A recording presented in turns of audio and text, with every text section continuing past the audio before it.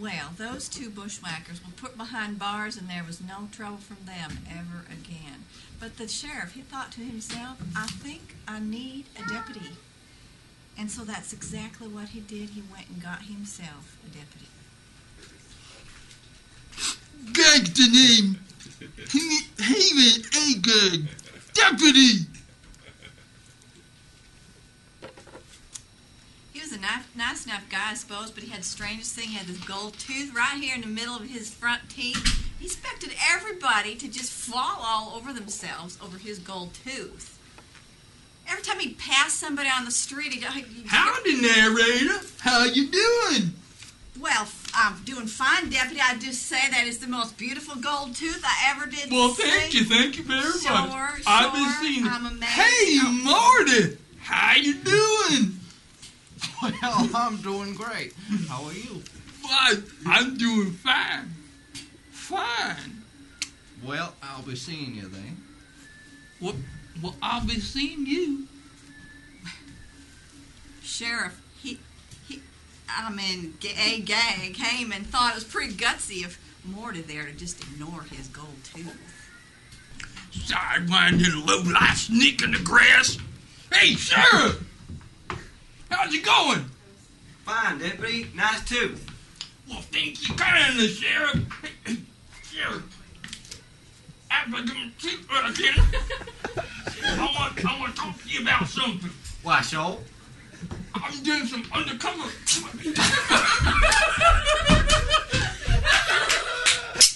Take two. Sidewinding low-life sneak in the grass. Hey, Sheriff. How's it doing? Fine, Deputy. Nice tooth. Well, thank you kindly, Sheriff. You know, I've been doing some scouting, and I think I made a discovery. Really? Yeah, here, let me give you a drink. We'll talk about it. Oh, boy. Now, the two of them, they went down to the Grand Royal Saloon, and old Gag Hayman, he just started telling the sheriff all these tall tales because he was real upset at Morty for not seeing his gold tooth. And he started saying how all these Jews were just such a ruin on the economy, and because they never went to the lynching parties, they never got drunk, they never played poker, how could we get all their money? So he was telling a tall tale to the old sheriff there, and the sheriff believed every word he said. And so Gag Hayman convinced the sheriff that these Jews were the worst sports of all, and we gotta get rid of them. This is just terrible. Don't worry, Sheriff. Don't worry. I got a plan. You hear it? Sure do, Gaggy boy. Listen, here's all you have to do. See, you make a martial law. Let's say on the 13th of Adar. And all the folks, they can organize a lynching party. And they can go out and they can kill the Jews. And then they go right down to the claim office and they file a claim on the land. And you see, then we can get rid of all the Jews. And at the same time, we can be rich. What do you think about that? It's a deal on one condition. What? Just name it. Name it. Can I have another one? Sure.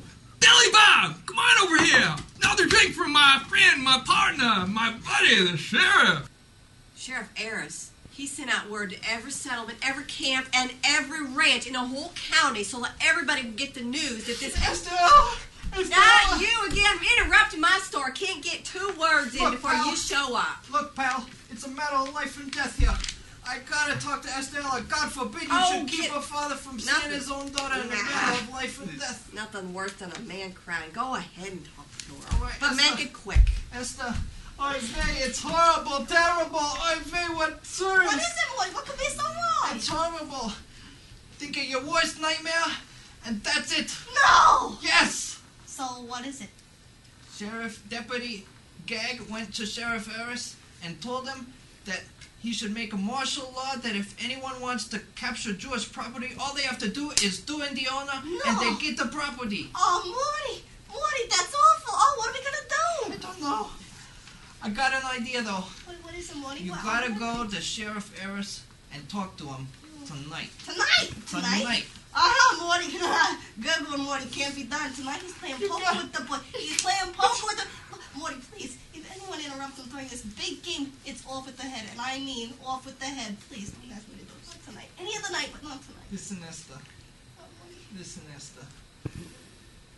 Esther.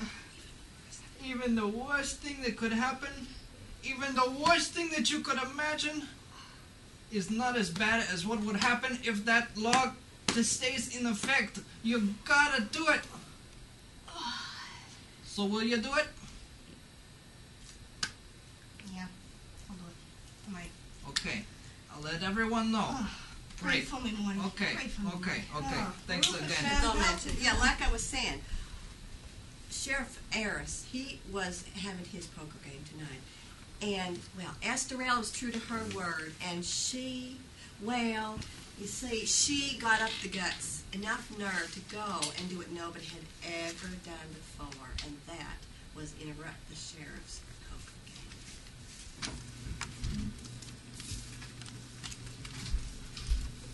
Ahaz? Well, look at here, it's my gorgeous darling. Look here, boys, the sweetheart coming to see her sweetie pie. Yes. Well, I just, I had to come by because I wanted to ask you something. Would you like to come home for dinner tonight? Well, sure, anything to please you. I got some steak out barbecuing and some corn on the cob, and I thought it might be nice to invite Deputy Gay Rice too. Over for dinner. But when will you be home? A little later, after I finish this hand. Is that all right? That's fine, sweetie. I'll see you home. Bye, Deputy. Well, Estorilla rushed right home, and she got everything just so perfectly ready. And just as she was completely done, in walks the sheriff and Gag. Sit down there, boys. I want every bit of this food gone. You hear me? Well, this is great, Simon. What's the occasion? Oh, well, there is something I have to talk to you about, but it can wait till later.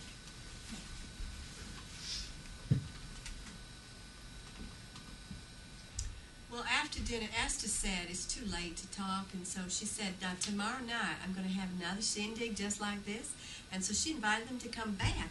Well, their bellies were so full, and they were having such a wonderful time that they agreed very promptly.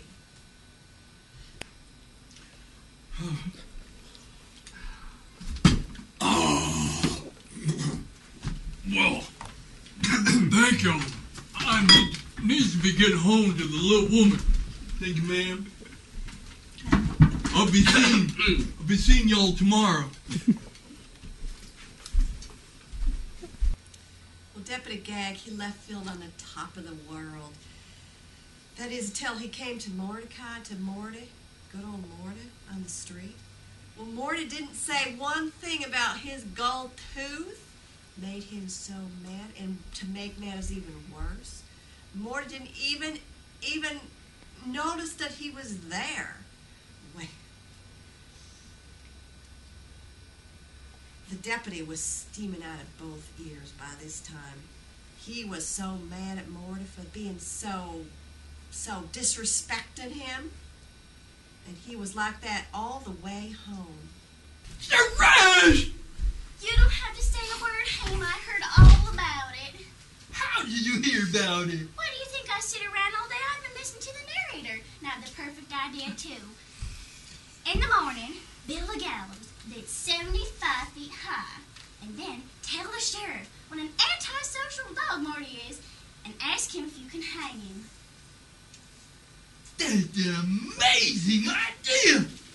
I'm so glad that I thought of it!